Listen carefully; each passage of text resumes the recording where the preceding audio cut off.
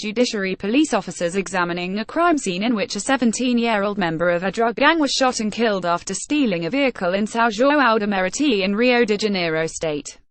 Dado Galdieri for the New York Times. Rio de Janeiro. For teachers in this seaside megacity, Rio de Janeiro's surge in violence has meant making a life or death judgment call with unnerving frequency, deciding whether to cancel classes because of nearby shootouts. For police officers, it has meant burying 119 of their own so far this year and surrendering ever more territory to drug gangs that have resumed open-air sales in teeming communities that had been declared pacified just a few years ago. Many ordinary residents of this city of about 6.5 million start the day scanning mobile apps that track live reports of gunfire before planning their commutes.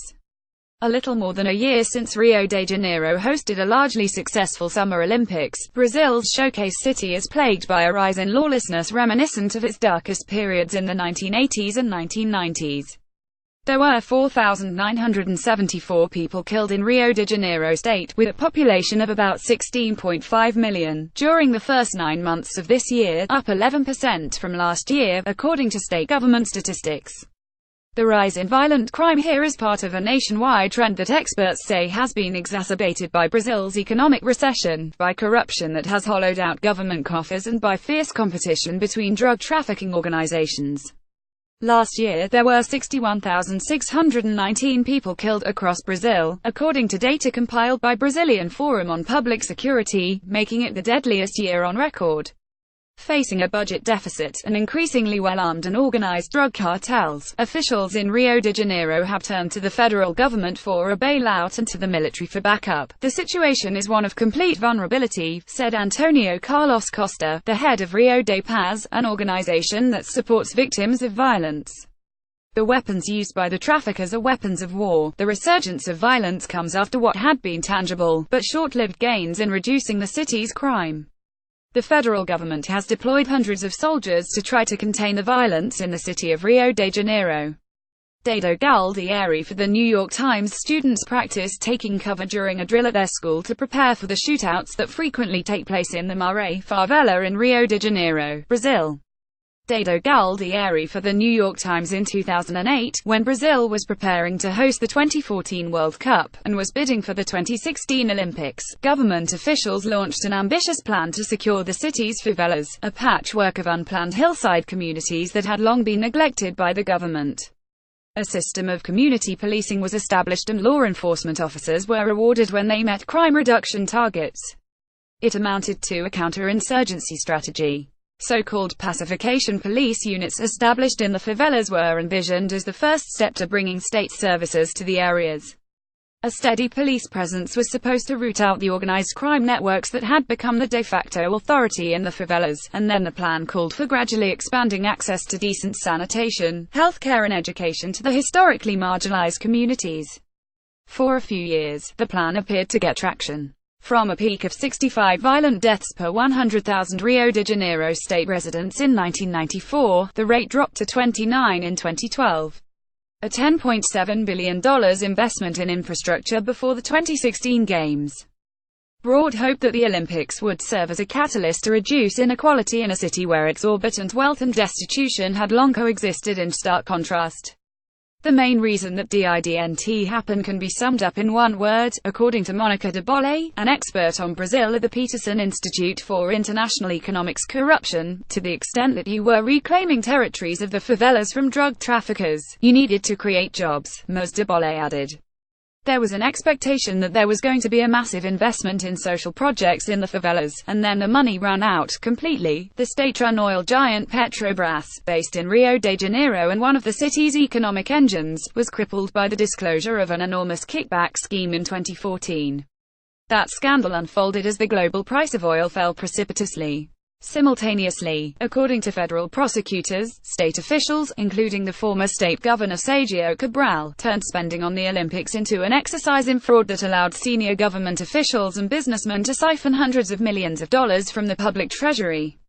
While the Olympics led to durable gains for Rio de Janeiro, most notably by upgrading its public transportation system, missed opportunities are evident in virtually every part of the city. The C.E. Clovis Monteiro High School in Jacarezinho, in northern Rio de Janeiro, bears a Rio 2016 plaque with the Olympic logo that says "Education Transforms." A drug gang soldier at his post in an area of northern Rio de Janeiro. Dado Galdieri for the New York Times. A gang member in Rio de Janeiro holding cash made from drug sales. Dado Galdieri for the New York Times. But ask the principal, Andrea Queiroz, about the area's recent transformation, and you get a tour of bullet holes in her building, including one that shattered a classroom window. This year, Ms. Rodriguez has often started her morning before dawn scanning reports about gun battles, relying on a series of group chats she monitors on WhatsApp. Deciding when to shut down the school is more art than science, a grim ritual she and educators across the city have become accustomed to.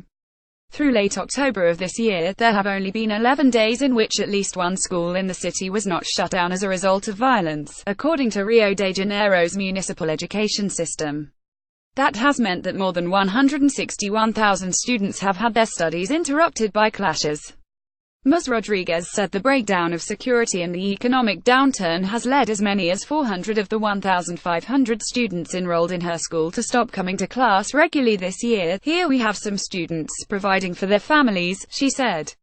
The ones who continue to come are often jumpy, she added. I see their difficulty in concentrating, she added. They are here, but their head is always outside. A scan of the school's walls reveals hints of the violence raging outside, and the manner in which it is shaping national politics. Relatives and friends at the funeral of Samir da Silva Oliveira, a police officer killed while patrolling in Rio de Janeiro. Dado Galdieri for the New York Times. The funeral of Vitor Gabriel III, at a cemetery in São João da Meriti in Rio de Janeiro, Brazil. He was killed when a stray bullet hit him while he was watching television in his home. Dado Galdieri for the New York Times. The letter CV, the acronym of Comando Vermelho, or Red Command, and the words "Fora Bolsonaro," or "Be Gone, Bolsonaro," polo are scrawled all over the walls. The first is a sign of allegiance to the powerful gang that has been the de facto authority in several pockets of Rio de Janeiro for decades. The second is a repudiation of a far-right congressman, Jair Bolsonaro, currently polling second in next year's presidential contest, who has vowed to empower security forces to kill more of what he calls bandits, the front lines for the type of crackdown Mr. Bolsonaro has promised of forming in the neighborhood outside the school. On a recent afternoon, young men armed with rifles stood at the entry points of a sector of Jacarezinho controlled by drug traffickers. Schoolchildren walked home zigzagging through clogged, narrow streets, where produce stands share sidewalk space with tables where sellers hawked small bags of cocaine and marijuana. Several walls in the community are spattered with deep holes from blasts of ammunition sprayed by machine guns, were in the crossfire, said Maria, a 63-year-old woman who does nails at a tiny salon with bare light bulbs and declined to provide her last name because of security concerns. I've lost lots of business. An alley pockmarked with bullet holes in the Jacarezinho neighborhood in Rio de Janeiro. Dado Galdieri for the New York Times. A double murder near a railroad in Queimados in the state of Rio de Janeiro. Dado Galdieri for the New York Times. A poll conducted by the research firm Datafolha in early October found that 72% of Rio de Janeiro residents would move to a safer city if they could. The survey, which included 812 respondents and had a 4% margin of error, found that fewer than 1 in 10 people felt the military police, the main entity responsible for security, was efficient at preventing crime. Ordinary residents here speak with similar despondence about the police and the drug gangs. Ana Paula Oliveira, a community activist whose 19-year-old son was killed by the police in 2014, said residents of low-income communities feel besieged every time the police crack down temporarily, only to ultimately fade away and allow areas to fall back under the control of traffickers. Between January and September, at least 800 of the people killed in the state were shot by police officers. They come to us with a discourse that there is a war, she said. But this is not a war. It's a massacre of poor people living in favelas. In order to ensure that the elite enjoys security, it's necessary to kill the poor people. Upscale parts of Rio de Janeiro, including the tourist hubs like Copacabana and Ipanema, feel like a world apart, thanks to a robust police presence. But they have not been spared by the rise in crime. And the violence has taken a steep toll on the tourism industry. The city lost approximately $200 million in tourism revenue between January and August, according to the National Federation of Commerce, Goods, Services and Tourism. 2 tourists have been shot so far this year in the city, including a Spanish woman who was killed by a policeman last month while she was touring a favela. While security in Brazil has historically been a state and municipal government responsibility, the federal government in recent months has deployed hundreds of soldiers to contain outbursts of violence in Rio de Janeiro.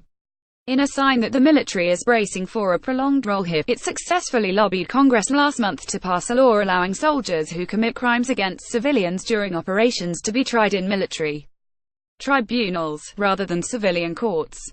Roberto S.A., the Secretary of Security for Rio de Janeiro State, said in response to emailed questions that the financial calamity that has afflicted the state over the last year and a half has made it impossible to implement a comprehensive security policy. To put it in practice, Mr. S.A. said, "We need financial resources that the state does not have at its disposal." A government plan to reclaim Rio de Janeiro's favelas from drug traffickers collapsed when money to invest in infrastructure was siphoned off by corrupt officials. Dado Galdieri for The New York Times. Sierra Long and Lise Morricone in Rio de Janeiro contributed reporting.